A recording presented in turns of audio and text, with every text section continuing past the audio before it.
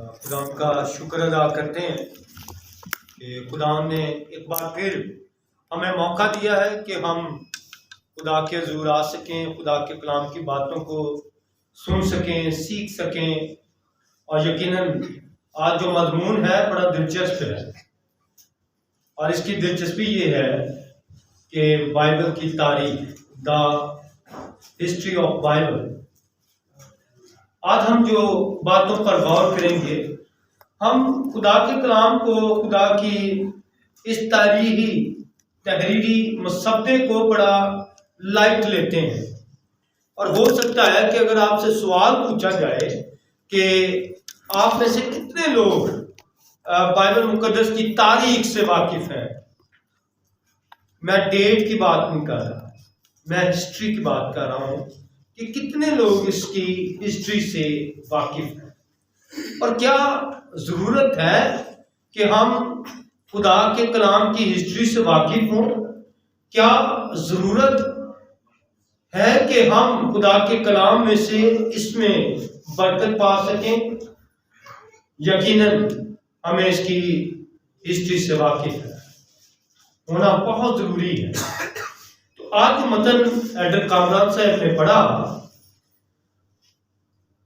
वो खरूज की किताब 24वें बाब की 12वीं आयत से लेकर 14वीं आयत तक पढ़ा है।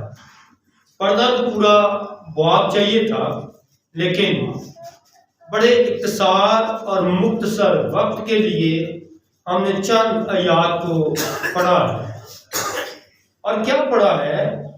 लिखा, और खुदावंद ने मूसा से कहा कि पहाड़ पर मेरे पास आ और वहीं ठहरा रह, और मैं तुझे पत्थर की लोहे और शरीयत और अहकाम जो मैंने लिखे हैं दूंगा, ताकि तू उनको सिखाए। क्या करे? सिखाए।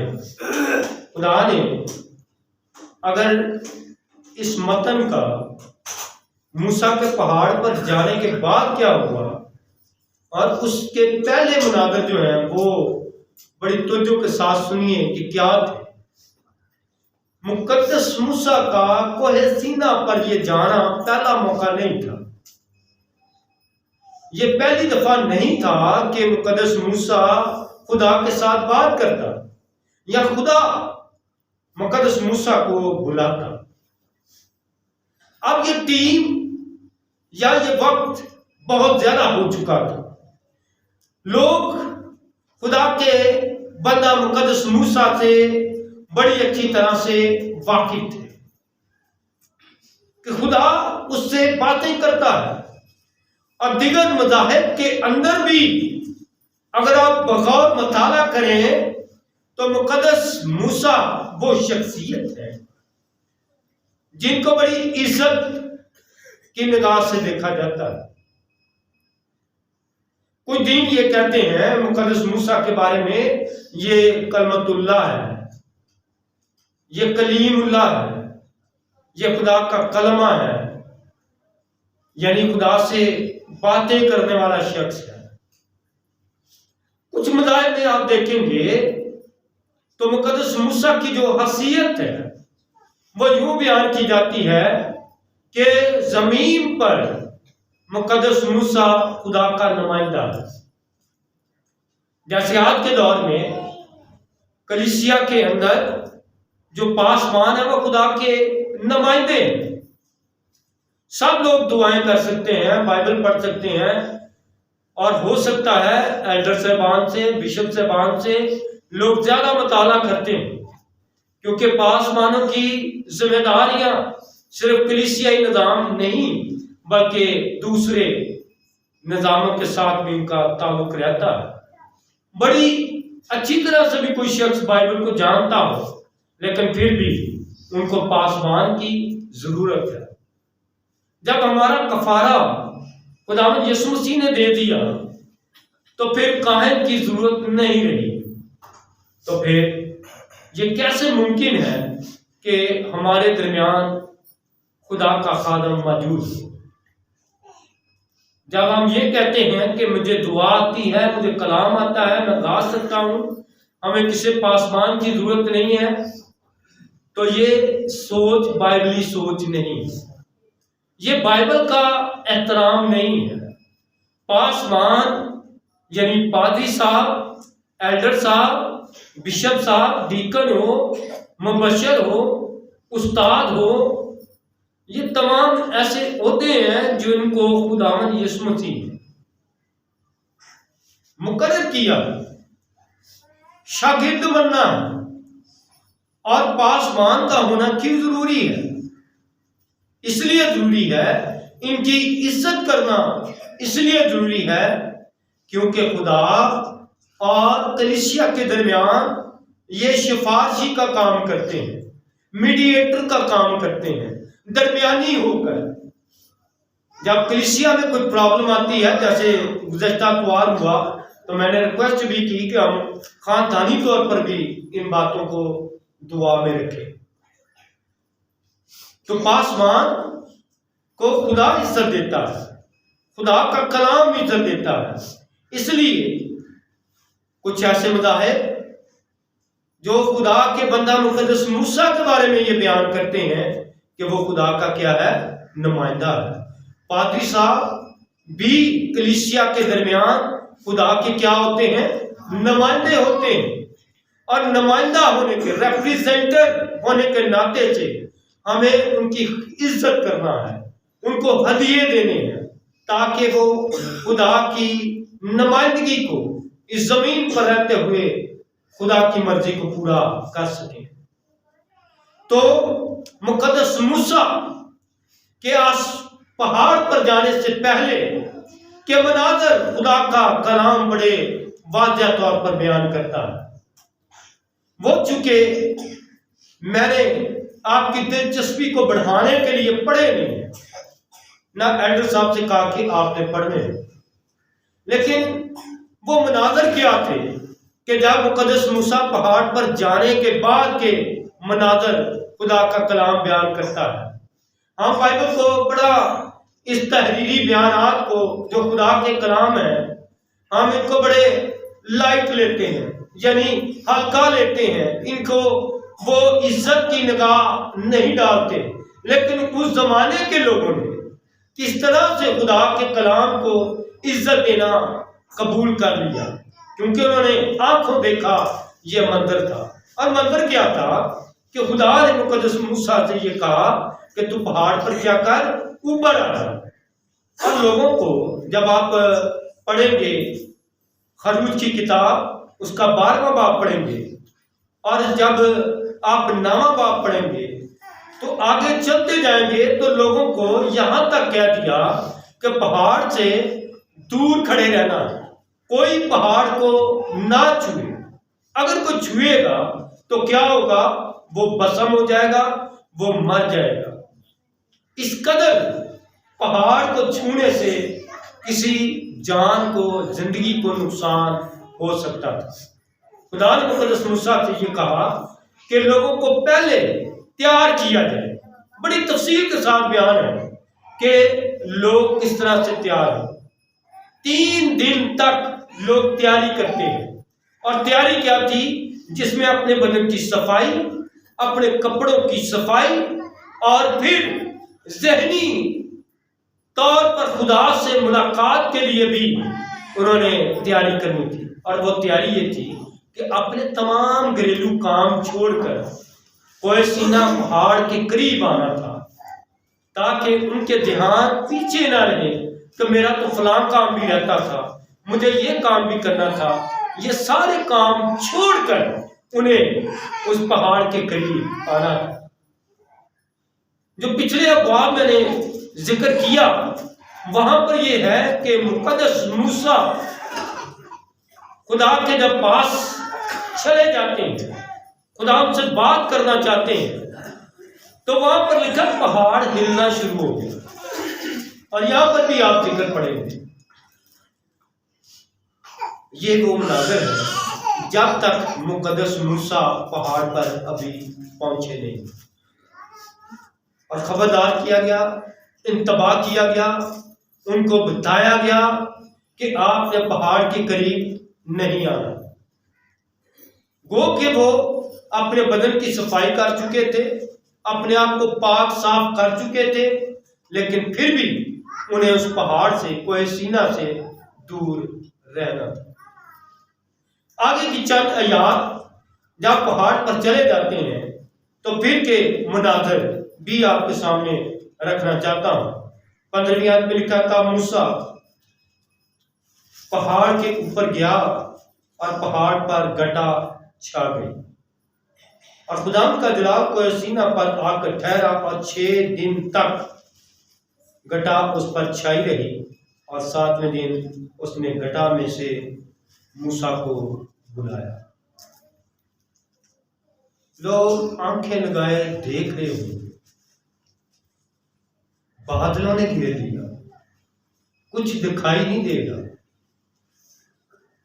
इस कदर घटा छा गई कि हो सकता है लोग सिर्फ महसूस कर रहे हैं। और ये घटा छाने का एक दिन का वाकया नहीं, कितने दिन रहा? 6 दिन तक। 6 दिन तक ये घटा रही। 6वें दिन और 7वां दिन जब आया तो खुदा ने मुकद्दस मूसा से कहा, ऊपर आ जा। अभी गुज़िश्ता दिनों में धुंध रही है काफी, हम बड़े परेशान थे। वैसे ही ये लोग भी जो पहाड़ के करीब होंगे, ये भी बड़े परेशान होंगे कि ये घटा कब जाए, जो छाई हुई है कब जाएगी, कब हम फ्री होंगे। लेकिन 7वें दिन खुदा ने मुकद्दस मूसा से कहा, ऊपर आ जा। और खुदा का जलाल कोहे सीना पर आकर ठहरा और 6 दिन तक घटा उस पर छाई रही। और 7वें दिन खुदा ने मूसा को बुलाया और बनी इस्राएल की निगाह में पहाड़ की चोटी पर खुदावन के जलाल का मंजर बसम करने वाली आग की मानिंद था। और मूसा घटा के बीच में होकर पहाड़ पर चढ़ गया और वो पहाड़ पर 40 दिन और 40 रात रहा। ये मंजर है। तो सीख क्या रहे हैं? बाइबल जो हमारे हाथ में है ये कैसे है? मुकद्दस मूसा जब पहाड़ पर गए तो कितने दिन वहां पर रहे? 40 दिन 40 रात। कितने दिन? 40 दिन और 40 अकेले।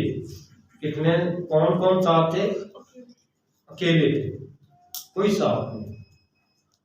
40 दिन तक अगर कोई शख्स अकेला रहे तो सोचें ज़हनी तौर पर उसकी क्या हालत होगी।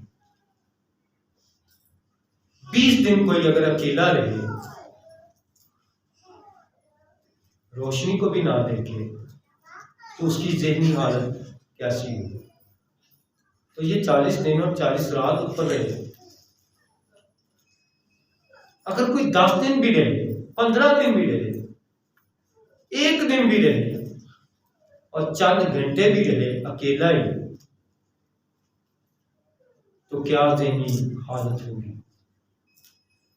इंसान होते हुए इतने दिन इंसान अकेला नहीं रह सकता। लेकिन मुकद्दस मूसा 40 दिन वहां पर क्या करते रहे? 40 दिन ना कुछ खाया है ना पिया है, और उन 40 दिनों में सिर्फ खुदा की हजूरी में रहे। लोग बाहर खुदा का जलाल देखते रहे। पहाड़ हिलता रहा, पहाड़ अपनी जगह पर मजबूती से कायम रहा। लोग उन घटनाओं को देखते रहे और यूं महसूस करते थे कि अभी आसमान से आग आएगी और मुकद्दस मूसा के पहाड़ पर गिरेगी। ना सिर्फ पहाड़ बल्कि मुकद्दस मूसा जो अकेला अंदर है वो भी भस्म हो जाएगा। लोगों का ख्याल फर्क है, खुदा और मुकद्दस मूसा के ख्याल बिल्कुल फर्क है।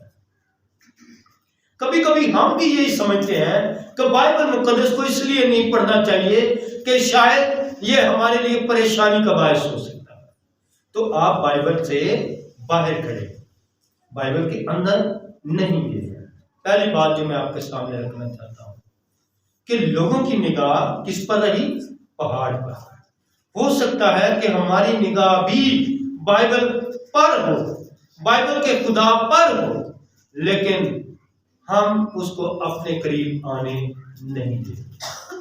पहला लेसन जो मैं आज आपके सामने रखना चाहता हूं, बाइबल की तारीख, बाइबल की हिस्ट्री के ताल्लुक से आप उस पहाड़ से निगाह करने वाले ना बने, बल्कि बाइबल को अंदर से पढ़ने वाले बने। 12वीं आयत में लिखा है, मैं तुझे पत्थर की लोहें और शरीयत और अहकाम जो मैंने लिखे हैं, किसने लिखे हैं? खुदा दूंगा ताकि तू उनको सिखाए। जब बाइबल मौजूद नहीं थी, जब शरीयत मौजूद नहीं थी, अहकाम मौजूद नहीं थे, तो फिर कौन सी बाइबल मौजूद थी? फिर क्या था? फिर कैसे लोग खुदा को ईमान के साथ देख रहे थे, खुदा को ईमान के साथ जानने की कोशिश कर रहे थे? अब्राहम खुदा का बंदा, वो कैसे खुदा के बारे में जानता है? उसकी बाइबल कौन सी थी? आए हम इन बातों की तरफ भी तवज्जो करें। जो पहली आपको बाइबल की हिस्ट्री नजर आएगी वो हमारा दिल है। पहले क्या है? हमारा दिल। और ये दिल बाइबल के साथ बड़े जुड़े हुए थे। लोगों की निगाहें खुदा के ऊपर बड़े ईमान के साथ थी, और ये ईमान इतना मजबूत, इतना पक्का कि लोग जानते थे कि खुदा उनकी जिंदगियों में क्या करने वाला है।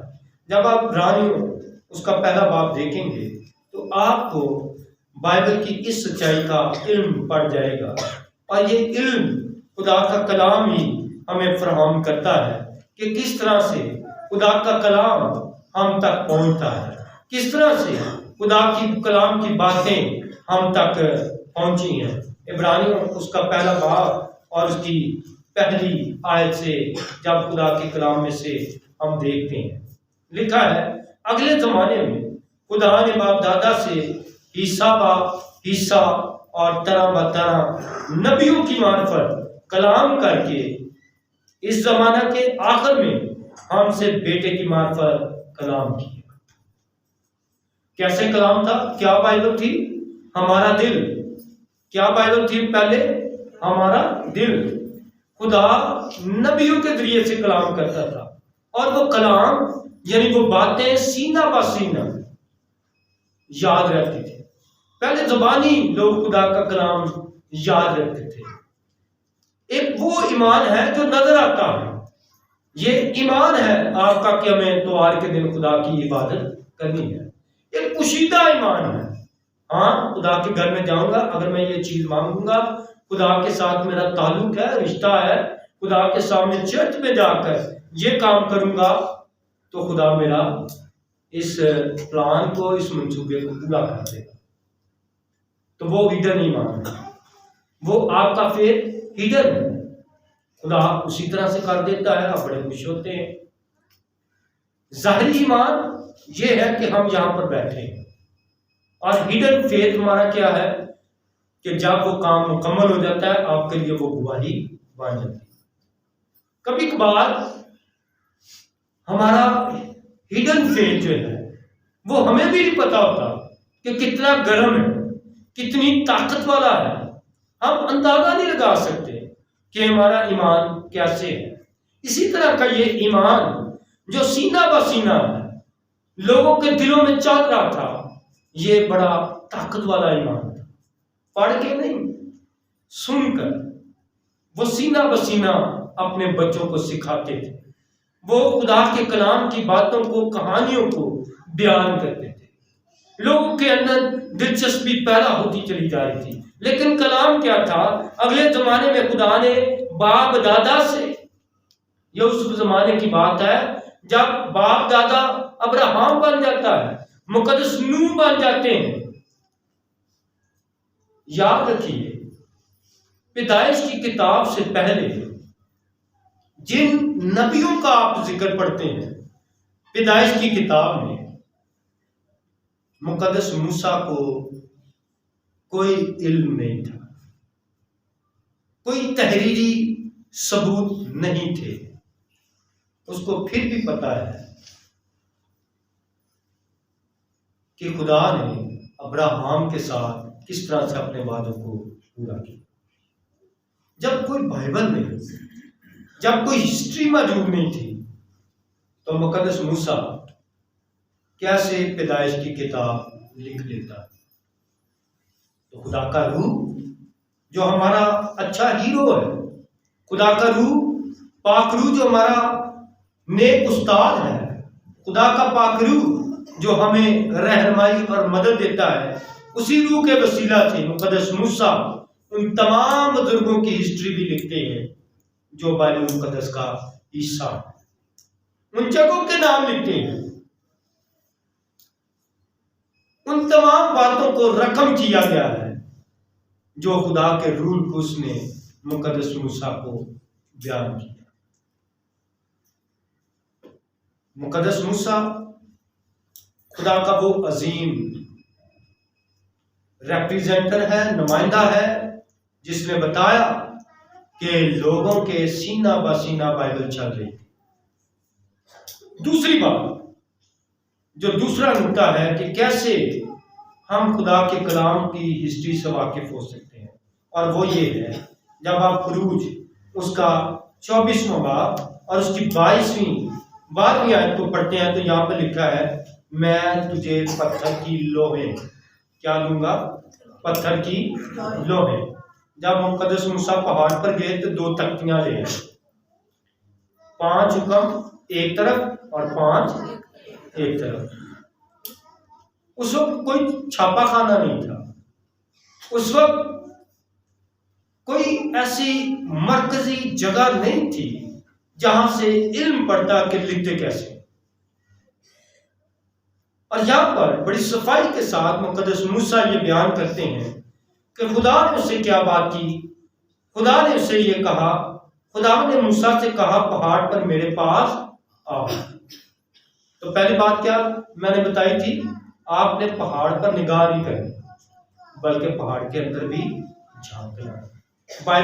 बाइबल मुकद्दस पर आपने निगाह नहीं डाली, बाइबल के अंदर भी निगाह डालनी। तो दूसरा नुकता यह है कि मुकद्दस मूसा को कहा गया, पहाड़ पर मेरे पास आओ। आना, खुदा के पास जाने की जरूरत है।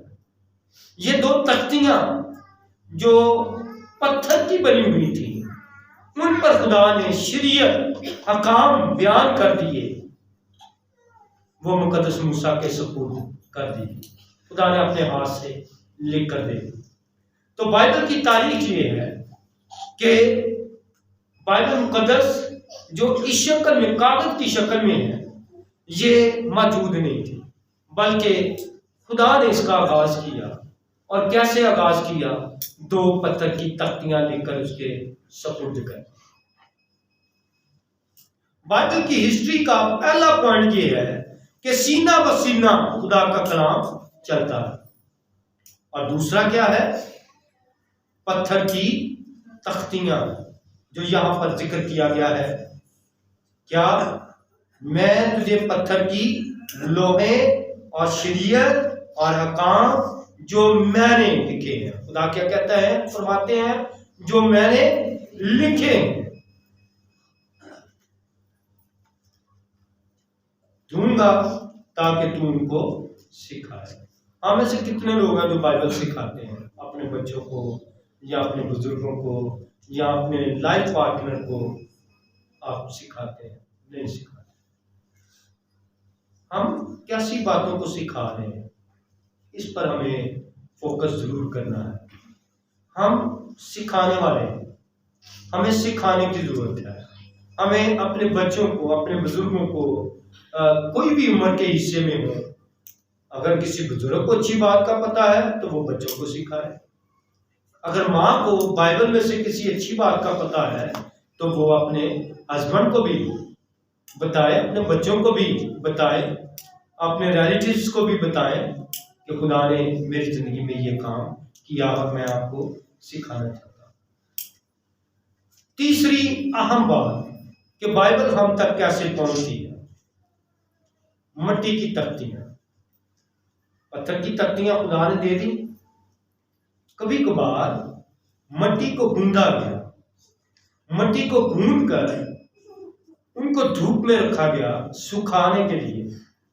और जब चिकनी मिट्टी आहिस्ता आहिस्ता जमना शुरू हुई तो नोकदार कलम बनाकर खुदा का कलाम उन पर लिखा है। आपको कई ऐसी शहादतें मिलेंगी जो मट्टी की तख्तियां हैं और इंसान ने उन पर लिखा, शायद वो टूट भी गए, फिर उनको लिखकर धूप में सुखाया जाता और उनको पकाया जाता ताकि वो ज्यादा देर तक तख्तियां कायम रह सके, उनकी लाइफ जो है वो बढ़ सके। तो पहले क्या है, सीना बा सीना। दूसरा क्या है, खुदा ने पत्थर की तख्तियां दी। और तीसरा जो इंसानी तरीका अपनाया गया वो है मट्टी भून कर तख्तियां तैयार की गई। उन पर अंदाजा नहीं है कि पूरा पूरा अबवाब लिखा गया, पूरा पूरा वाक़या लिखा गया, उन तख्तियों पर लिखा जाता रहा और उनको महफूज किया जाता रहा। फिर इस दौर से निकलते हुए लोग गोश्त खा लेते थे, लेकिन चमड़ा जाया हो जाता। थोड़ी सी टेक्नोलॉजी उस जमाने में बढ़ी तो खुदा का कलाम चमड़े पर लिखना शुरू कर दिया गया ताकि ज्यादा देर तक आपके पास महफूज रह सके। जो मेरे पास बाइबल कवर है ये प्योर चमड़े का बना हुआ है। इस पर जो प्रिंटिंग की गई है ये काफी सालों तक रह सकती है। इंसान ने तजुर्बा किया कि चमड़े पर लिखी हुई बातें ज्यादा देर तक रह सकती हैं और इंसान इस कोशिश में लगातार अपने काम और अपने फर्ज को जारी रखता है। नबियों पर खुदा का कलाम आता रहा, उन्होंने चमड़े पर लिखा। फिर एक वक्त आ गया कि अब चमड़े पर लिखने की जरूरत नहीं है। फिर बड़े बड़े पत्तों पर लिखा जाना लगा। खुदा का कलाम, खुदा के कलाम की बातों को लोगों तक एक जगह से दूसरी जगह तक भी पहुंचे। वो चमड़े, वो तख्तियां नकल करते रहे, ट्रैवल करती रही। एक शख्स ने तख्ती लिखी, किसी दूसरे ने उसको पढ़ा, फिर उसने भी वो मट्टी की तख्ती उसी तरह की नकल की। आप ये जो चैप्टर वाइज देखते हैं, नंबर देखते हैं, ये नहीं थे, बिल्कुल रोल था, सादा था। किसी को कोई पता नहीं था कि कितना मतन इसका बनाया जाएगा, कितना इसका हिस्सा बनाया जाएगा। लोग उसको नकल करके आगे पहुंचाते रहे। जब पत्तों का दौर आया तो ये तहरीरी बयानात ज्यादा तेजी से बढ़ने लगे, ज्यादा ताकत के साथ आगे चलने लगे। और बाइबल लफ्ज भी पत्तों के जरिए से ही निकला है। पत्तों की अजाद की वजह से बाइबल इसे कहा जाता है। पपायरस एक पौधा है जिसके पत्ते बड़े चौड़े होते हैं, उनको कूट कूट कर उनको पतला किया जाता और उन पर खुदा का कलाम जो था वो लिखा जाता। ये छापा खाना नहीं था। फिर पहला मौका था कि जर्मनी में बाइबल मुकद्दस को फर्स्ट टाइम प्रिंट किया। कागज तैयार हुए, कागज की दुनिया आ गई, कागज पर हाथों से लिखा जाने लगा। लेकिन जर्मनी में छापा खाना, स्याही तैयार की, छापा खाना तैयार किया। और आज भी जो पाकिस्तान बाइबल सोसाइटी है वो इस छापे खाने से बाइबल हम तक पहुंचाई जाती है। यहाँ प्रिंटिंग प्रेस नहीं है, ये बाइबल मुकद्दस यहाँ पे प्रिंट नहीं है। डिजाइनिंग यहाँ पर हो सकती है लेकिन यहाँ पर छपती नहीं है, कोई रिकॉर्ड नहीं है। तो खुदा का कलाम मुकद्दस मूसा इन तख्तियों की सूरत में लेकर हमारे पास आया और इंसान को एक आइडिया दिया कि खुदा का कलाम कैसे लिखा जाना चाहिए। खुदा ने इंसान को क्रिएटिव बनाया, खुदा ने इंसान को ज़हानत बख्शी कि वो खुदा के कलाम को इस मुकाम तक लेकर आ सके। और ये कलाम जो हम पढ़ते हैं ये ऐसे नहीं है कि किसी शख्स ने बैठकर इसको मुसलसल लिखता रहा, बल्कि इस कलाम के लिखने की जो उम्र है वो 1500 से लेकर 2000 साल लगे। पुराना अहदनामा, जिसे ओल्ड टेस्टामेंट हम इंग्लिश में कहते हैं, जिसे अहद अतीक कहा जाता है, ये 1500 सालों में लिखा गया, तब भी मुकम्मल नहीं था, तब भी ये पूरा नहीं था। इसके हिस्से मुख्तलिफ नबियों ने, कम अज कम कहा जाता है 40 मुख्तलिफ मुसन्निफीन ने खुदा के कलाम को लिखा। और खुदा यीशु मसीह अनाजील जब दौर आ जाता है, नया अहदनामे का दौर आ जाता है, तब भी तकरीबन कहा यह जाता है कि तकरीबन 1000 साल में इसको बुलंद किया गया, मुकम्मल किया गया। तो इस तरह से बाइबल मुकद्दस की तहरीरी उम्र जो है वो तकरीबन 1500 साल से लेकर 2000 साल तक है। और इतनी आसानी के साथ हमारे तक नहीं पहुंचा, इसको फिर मुकम्मल किया गया। पुराने अहदनामे को और नए अहदनामे को जोड़ा गया ताकि आसानी के साथ मौजूदा दौर के लोग, आने वाले ज़माने के लोग इसे आसानी के साथ पढ़ और समझ सकें। यही सबब है कि बहुत सारी बातों को हमें समझने के लिए कभी कभी हिस्ट्री में जाना पड़ता है, हमें सियाको सबाक में जाना पड़ता है, क्योंकि वहाँ का माहौल, वहाँ की जो सकाफत थी, तमद्दन था, उनके बारे में हम वाकिफ नहीं होते।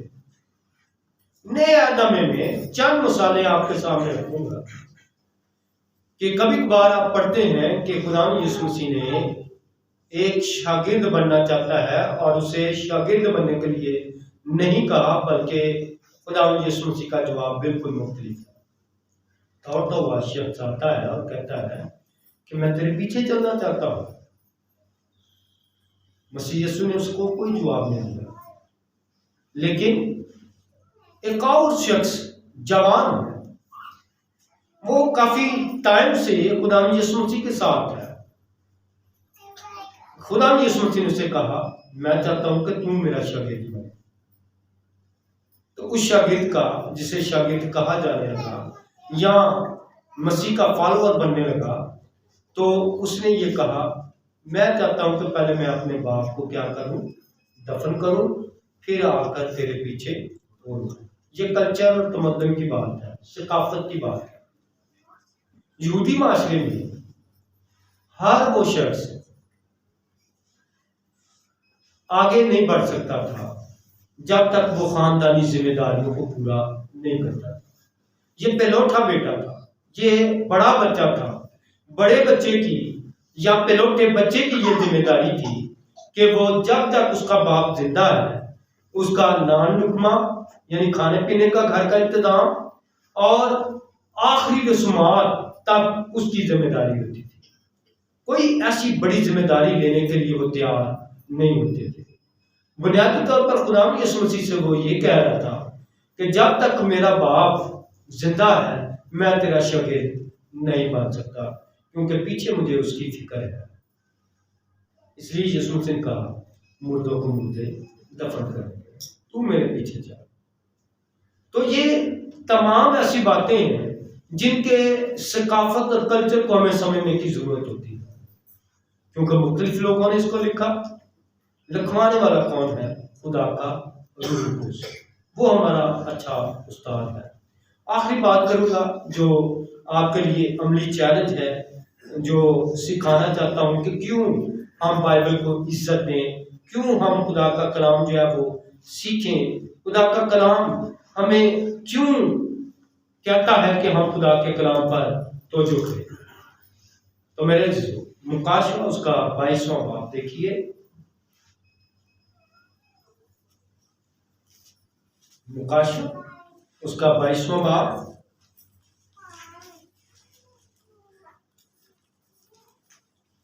और उसकी 18वीं आयत। मैं हर एक आदमी के आगे, इनके सामने हर एक आदमी, कोई भी दीन हो, कोई भी मसलक हो, किसी भी नुक्ता नजर से वो इंसान चलता हो, हर एक आदमी के सामने मुक़द्दस यूहन्ना खुदा यीशु मसीह का मुकाशवा लिखते हुए ये कहते हैं, मैं हर एक आदमी के आगे जो इस किताब की नबूवत की बातें सुनता है, क्या करता है? सुनता है, गवाही देता हूं कि अगर कोई आदमी इनमें कुछ बढ़ाए तो खुदा इस किताब में लिखी हुई आग पे उस पर नाज़िल करेगा। बढ़ाता कौन है? जो पढ़ेगा इसको। काम कौन करेगा? शायद हम उस पार्टी में हैं, उस ग्रोह में हैं जो हर रोज खुदा के कलाम को क्या कर रहे हैं? काम कर रहे हैं। कैसे काम कर रहे हैं? हम खुदा के कलाम पर अमल ना करें, इसको ना पढ़कर हम खुदा के कलाम को अपनी जिंदगी में से माइनस करते जा रहे हैं। लिखा है उनमें कुछ बढ़ाए तो खुदा इस किताब में लिखी हुई आफतें उस पर नाज़िल करेगा। और अगर कोई इस नबूवत की किताब की बातों में से कुछ निकाल डाले तो खुदा उस जिंदगी के दरख्त और मुक़द्दस शहर में से जिनका इस किताब में जिक्र है उसका हिस्सा निकाल डाले। हम हर रोज मुसलसल अपना हिस्सा उस शहर में से निकाल रहे, ज़ाया कर रहे। इसलिए इस नबूवत की किताब का एहतराम करना, बाइबल मुक़द्दस को पढ़ना, बाइबल मुक़द्दस को अपनी ज़िंदगी में लेना हमारे लिए बहुत ज़रूरी है। सर को झुकाएं। तेरा कलाम ज़माने में आए खुदा बंदा, तेरा कलाम ज़माने में आए खुदा बंदा। असर दिखा तेरा जिस भी रूप में आया,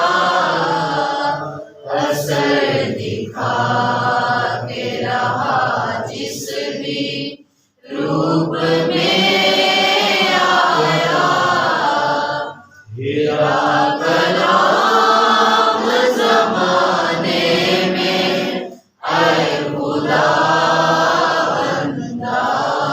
कोई भी दुआ में रहनुमाई करे इस कलाम के लिए। अगर आपने बरकत पाई है तो खुदा की शुक्रगुजारी करें। अगर आपके दिल खुदा के कलाम की आवाज़ सुनने से रूहानी तौर पर गर्म हुए हैं तो खुदा से कहें कि खुदा आज मैंने तेरे कलाम में से सुना और सीखा है। खुदा तूने मेरे दिल और दिमाग को बेदार किया है, मेरी रूह को अपने कलाम के वसीला से ताज़गी बख्शी है। खुदा तो छू और खुदा इस बाबरकत कलाम के वसीला से मेरी जिंदगी में काम कर। खुदा से कहें कि खुदा तू अपने पाक रूह के वसीला से हमें शादमानी बख्श दे। अगर खुदा के कलाम में आपकी जिंदगी के अंदर हरकत की है, आपकी जिंदगी के अंदर आपके सोचों के अंदर हरकत की है, तो अभी खुदा को पुकारें, अपने दिल में खुदा को उतरने दें, उसके कलाम की तासीर को अपने दिल में उतरने दें, ताकि वो पूरी तरह से आपकी जिंदगी में काम करे। जमायत में से कोई भी खुदा के कलाम के लिए आज की बात बाबरकत खुशी के लिए खुदा हमसे तू दुआ में रहनुमाई कर। खुदावंद कादिर मुतलिम खुदा बाप छी अब्दीस की बादशाह सलाम के शहजादे मेहरबान जिंदा आसमानी पिता आसमानी खुदावंद खुदा बाप छी जलाल खशमत से बड़े खुदा मैं दिल जान से आपकी शुक्रगुजारी करती हूँ कि आपने सबको जिंदा जिंदगी पर रखा है मेरे खुदा। हमारी जिंदगी में आज बेटे बच्चा ताकि हम आपके बेटे यीशु के जिंदा होने की खुशी को आज मना सके, आपके घर में आकर आपकी इबादत कर सके मेरे खुदा मैं दिल से आपकी शुक्रगुजारी करती हूँ। तेरे आसमानी पिता आसमानी खुदा पाक खुदा मिन्नत करते आज का ये खूबसूरत कलाम हम सब की जिंदगियों के लिए बाइस बरकत साबित हो। ऐ मेरे खुदा हम सबको ये फजल बख्शिए, ये तौफीक बख्शिए मेरे खुदा बाप जी, ताकि बापसमानी हम जब भी आपकी हजूरी में बापसमानी थरथराते हुए कामते हुए बापसमानी आपकी हजूरी में हमेशा आपके डर खौफ को अपनी जिंदगी में रखकर बापसमानी अपनी जिंदगियों को बसर करने वाले बन जाए मेरे खुदा पाक खुदा। ऐ मेरे खुदा मिन्नत करती कि आसमानी पिता हम सबको ऐसे दिल अता कीजिए ताकि हम जब भी आपके कलाम को सुने तो हमेशा आपके कलाम को अपनी ज़िंदगी में अपने दिल में रखने वाले बने, जिस तरह आपके बंदा मुक़द्दस दाऊद ने फरमाया कि मैंने तेरे कलाम को अपने दिल में रख लिया है ताकि मैं दोबारा बदी ना करूँ। मेरे खुदा हम कमज़ोर, हम ऐसा नहीं कर पाते मेरे खुदा।